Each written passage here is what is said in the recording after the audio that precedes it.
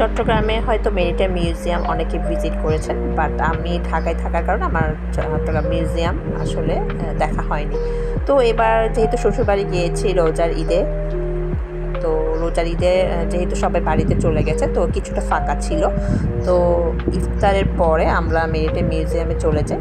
এখানে per person আপনি যদি মিউজিয়ামে প্রবেশ করেন 50 টাকা করে আপনাকে দিতে হবে, আর আপনি যদি 4-5টা ঘুরে দেখেন তাহলে আপনাকে পার পারসন 20 টাকা করে দিতে হবে। তো ঢোকার শুরুতে আমার বেশ ভালো লেগেছিলো। আপনি যখন প্রবেশ করবেন তখন আপনি মনে হবে যে আপনি একটা সমুদ্রের তলদেশে মাছের রাজ্যে ঢুকে পড়েছেন, সেরকম একটা ফিল দিবে আপনাকে।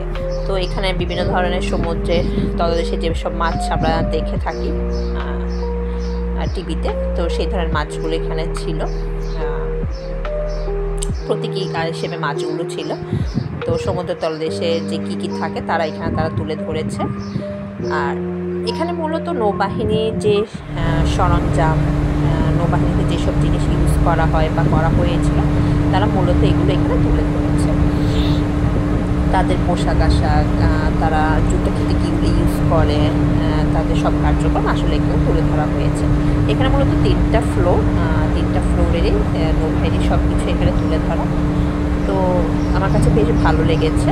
তো এটা হচ্ছে সেকেন্ড ফ্লোরে নৌবাহিনীর যে নৌকাগুলো, তারা বিভিন্ন ধরনের নৌকা এখানে প্রতীকী হিসেবে তুলে ধরেছে। তো বেশ ভালোই ছিল, কারণ রোজার ঈদের সময় তেমন একটা চাপ ছিল না, মানুষের দর্শনার্থীও খুবই কম ছিল, হাতের মাধ্যম থেকে 4 জন।